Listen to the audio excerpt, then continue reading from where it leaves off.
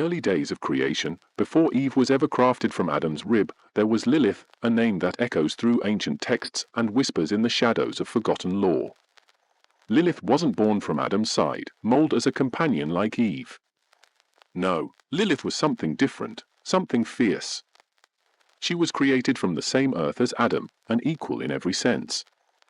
According to the alphabet of Ben Sira, an ancient Jewish text, Lilith was Adam's first wife. The text doesn't hold back, and neither should we. Lilith was not the submissive, docile partner that Adam expected. From the moment of her creation, she was every bit his equal, created from the same clay, with the same breath of life. This equality, however, was not to Adam's liking. When he attempted to assert his dominance, Lilith refused. The story goes that when Adam demanded Lilith lie beneath him, she questioned why she should be subservient to him. She asked, "Why must I lie beneath you? We are both equal, for both of us were created from the earth." And when Adam tried to force her, Lilith uttered the ineffable name of God, a name so powerful that it allowed her to grow wings and flee from Eden, leaving Adam alone in the garden. This act of defiance marked Lilith as the first woman to refuse to submit, a figure of autonomy and rebellion. Now, let's think about the setting here. This isn't the lush, serene garden we often imagine Eden to be. It's a place of tension, of unfulfilled expectations, where the very first relationship ends in conflict. Lilith's departure wasn't just a physical act of leaving a place, it was a declaration of independence, a break from the roles that had been prescribed without her consent. But the story doesn't end there. Lilith's refusal to return to Eden, even after being pursued by 3 angels sent by God, sealed her fate as a figure cast out, beyond redemption in the eyes of the divine. She chose exile over submission, and in that exile, she transformed. The alphabet of Ben Sira tells us that she took residence in desolate places, becoming the mother of demons, a queen of spirits who preyed on the children of Adam and Eve.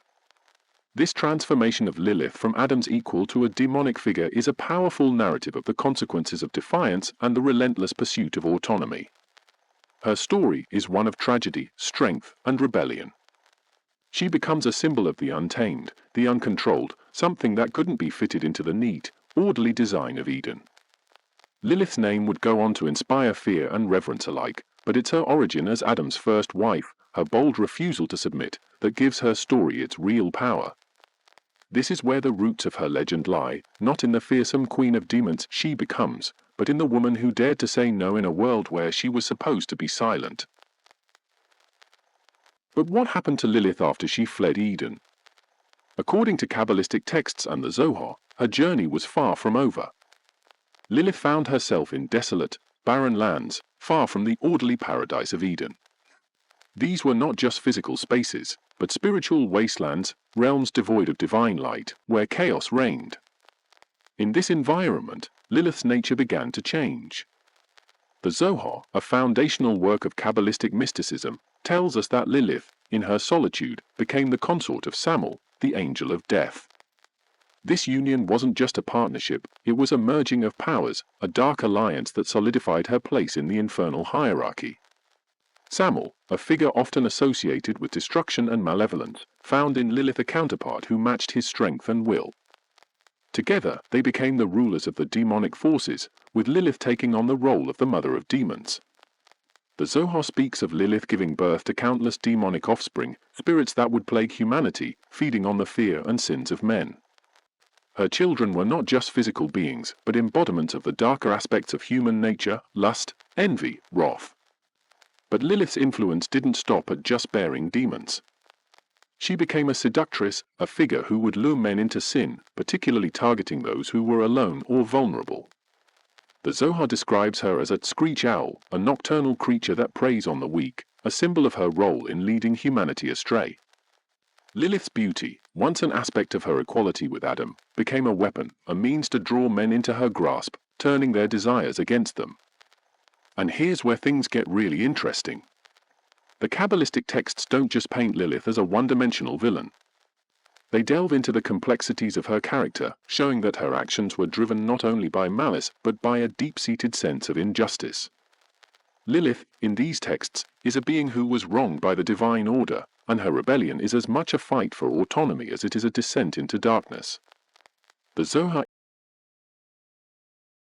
even suggests that Lilith's actions are, in some twisted way, part of the divine plan.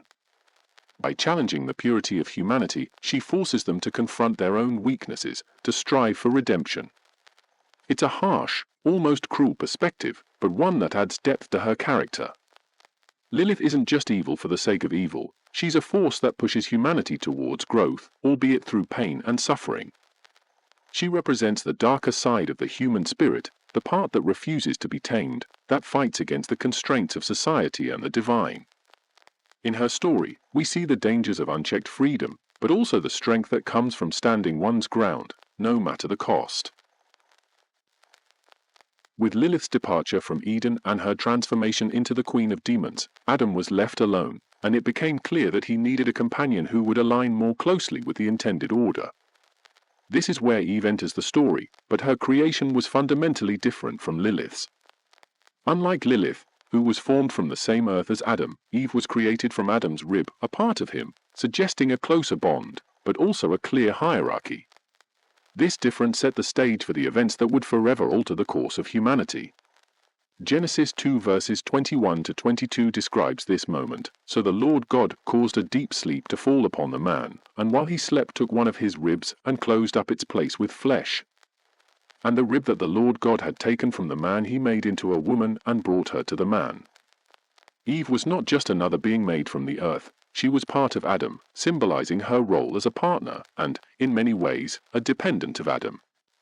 This bond, however, would soon be tested in the most profound way.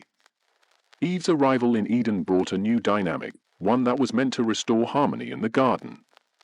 But this harmony was fragile. Lilith, now allied with Samael and filled with resentment towards Adam and his new companion, sought to disrupt this balance. And in the shadows, another figure was watching, Lucifer, the fallen angel, who saw in Eve a perfect opportunity to corrupt God's creation. Lucifer, often associated with the serpent in Christian tradition, had already fallen from grace, as described in Isaiah 14 verse 12, "How you have fallen from heaven, morning star, son of the dawn. You have been cast down to the earth, you who once laid low the nations." His fall was driven by pride, and now, driven by a desire for revenge, he saw Eve as a way to strike back at the Creator. The story of Eve's temptation is well known, but there's a deeper layer to this tale when seen through the lens of Lilith's influence. While Eve was formed to be Adam's companion, her vulnerability became her greatest weakness. The serpent, a representation of Lucifer, approached Eve not just with the promise of forbidden knowledge, but with a more insidious intention, corruption. Genesis 3 verse 1 says, "Now the serpent was more crafty than any other beast of the field that the Lord God had made. He said to the woman, did God actually say, 'You shall not eat of any tree in the garden'?" This wasn't just a simple question, it was the beginning of a deception that would lead to the first sin. Lucifer, through the serpent, planted the seed of doubt, questioning God's command and, by extension, God's authority. Eve, who had never been exposed to such manipulation, was drawn into this web of lies. The serpent's words were designed to stir curiosity and pride, the very sins that led to Lucifer's own fall. But there's another aspect to this moment, Lilith's unseen hand in the events. Although she doesn't directly appear in the Genesis account, her influence is felt through the serpent's actions. Lilith, now the Queen of Demons, had a vested interest in seeing Eve fall, as it would serve to validate her own rebellion. The serpent's seduction of Eve can be seen as an extension of Lilith's own defiance, a second attempt to challenge the order of creation. When Eve took the fruit, she wasn't just committing an act of disobedience, she was unknowingly aligning herself with the forces that Lilith and Lucifer represented, rebellion, defiance, and the pursuit of forbidden knowledge. Genesis 3 verse 6 describes this pivotal moment. "So when the woman saw that the tree was good for food, and that it was a delight to the eyes, and that the tree was to be desired to make one wise, she took of its fruit and ate, and she also gave some to her husband who was with her, and he ate." This act of eating the forbidden fruit was the culmination of Lucifer's plan and Lilith's influence, a moment that would lead to the fall of man. Eve, who was meant to be Adam's helper, became the instrument of humanity's first great sin, setting in motion a chain of events that would lead to the expulsion from Eden and the beginning of mankind's long struggle with sin and redemption. Lucifer and Lilith shared a common cause, a deep-seated resentment against the structures that had rejected them. For Lilith, it was the patriarchal confines of Eden; for Lucifer, the celestial hierarchy of heaven. Their alliance wasn't just a partnership, it was a convergence of power and purpose, with both seeking to undermine the divine plan that had cast them aside. Together, they formed a dark alliance. Lilith, with her knowledge of ancient, forbidden secrets, and Lucifer, with his unparalleled cunning and ambition, combined their strengths to spread corruption and chaos across the world. Their methods were subtle, relying on manipulation, temptation, and the allure of power. This was not a battle waged with brute force, but one fought in the hearts and minds of humanity. Lucifer, now in his role as the Prince of Darkness, brought his fallen angels into the fold, creating a legion dedicated to the downfall of mankind. Lilith, as the Queen of Demons, using her seductive powers to lead the unwary into sin. Together, they worked to exploit human weaknesses, turning the virtues of creation against itself, sowing discord and rebellion wherever they could. This alliance marked a new chapter in the cosmic struggle. It was no longer just about defying divine authority, it was about creating a new order where they reigned supreme, where darkness overshadowed light. Their influence spread far beyond Eden, shaping the course of human history as they continued their relentless quest for dominion. While the serpent's deception of Eve in the Garden of Eden is well known, there's a deeper layer to this event that comes to light when we delve into apocryphal texts and Gnostic writings.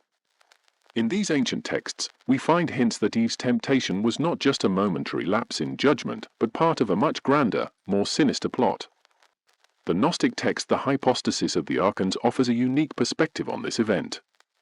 According to this text, the serpent, often interpreted as Lucifer, was not merely tempting Eve with the forbidden fruit, but was attempting to implant a seed of divine knowledge within her, knowledge that would challenge the authority of the demiurge, the false god who, in Gnostic belief, created the material world. The Apocalypse of Moses, another apocryphal text, adds further layers to this narrative. Here, Eve is portrayed not just as a victim of deception, but as someone who was seduced by the promise of becoming like the gods.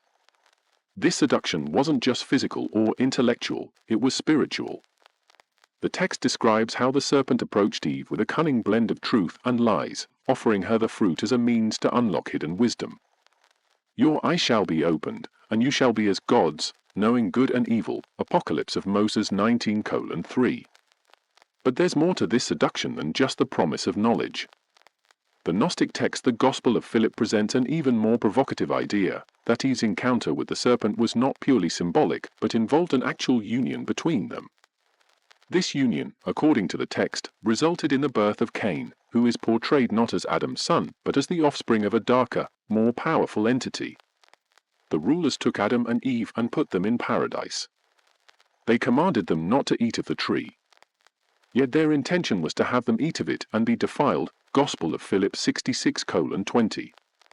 This narrative challenges traditional interpretations of the fall, suggesting that the true corruption of humanity began not with the eating of the fruit, but with this forbidden union. Cain, therefore, becomes a symbol of this corruption, a child born not just from sin, but from a deliberate act of rebellion against the divine order. His lineage, marked by violence and strife, reflects the ongoing influence of Lucifer and Lilith's dark alliance. In these texts, Eve is portrayed as a pivotal figure in a cosmic battle between light and darkness.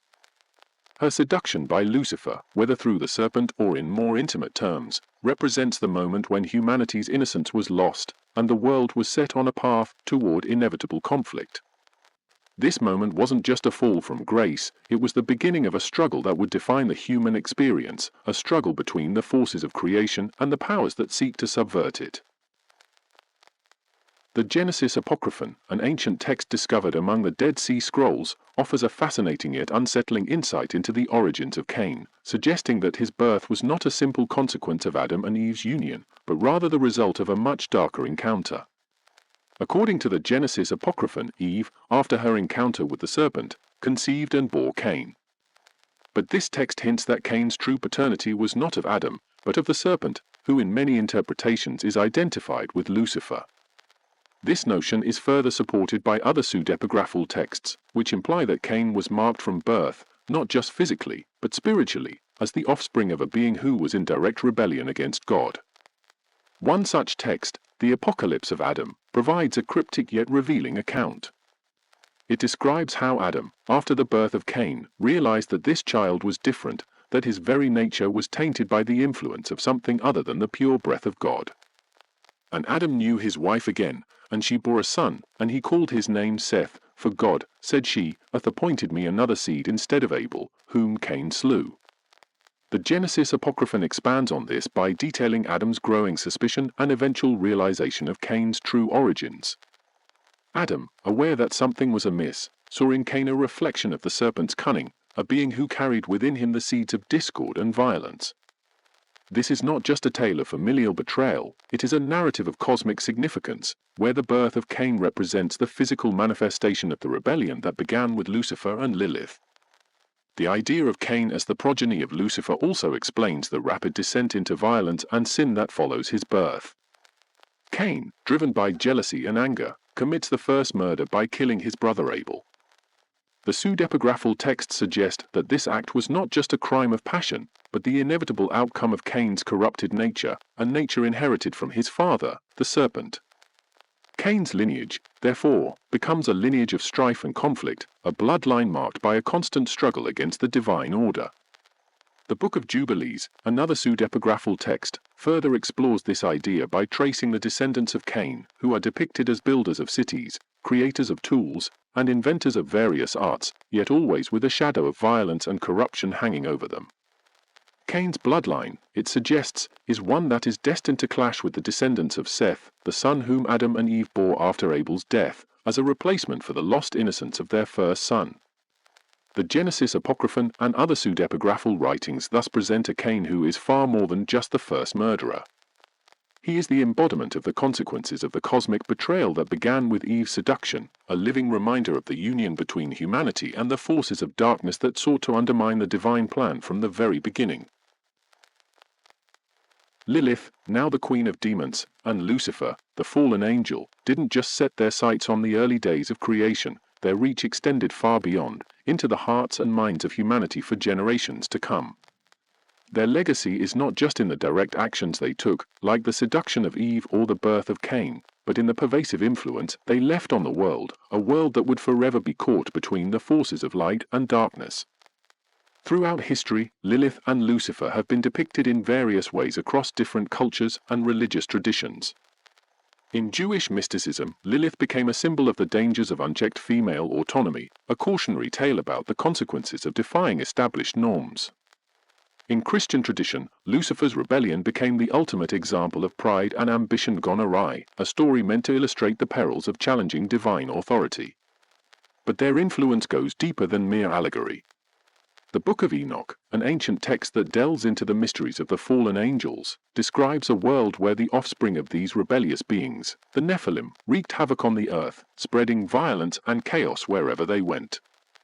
While Lilith and Lucifer may not be directly mentioned in this context, their legacy can be seen in the way these texts portray the ongoing battle between the divine and the demonic, a battle that humanity is caught in the middle of. This struggle is not just external, it's internal as well. The influence of Lilith and Lucifer can be seen in the way humanity grapples with its darker impulses, pride, lust, envy, and the desire for power. These are the very traits that led to the downfall of these two figures, and they continue to be the stumbling blocks for humanity today. The story of Lilith and Lucifer is a reminder that the struggle between good and evil is not just a cosmic battle, but one that takes place within each of us. Their legacy is also reflected in the way these stories have been passed down through the ages, evolving and taking on new meanings with each retelling. Lilith, once a symbol of rebellion, has been reinterpreted in modern times as a figure of empowerment, a representation of the fight for equality and autonomy. Lucifer, once the ultimate villain, has been viewed by some as a tragic figure, whose fall was the result of a flawed but relatable ambition. In the end, the story of Lilith and Lucifer is a testament to the complexity of the human condition. It's a story that challenges us to think about the choices we make, the paths we take, and the consequences of our actions. Their influence reminds us that the struggle between light and darkness is not just a story from ancient times, but an ongoing battle that each of us must face in our own lives. Thank you so much for watching this video and taking the time to explore this fascinating story with us. If you enjoyed this content, please don't forget to like, comment, and subscribe. Your support means the world to us, and God bless us all.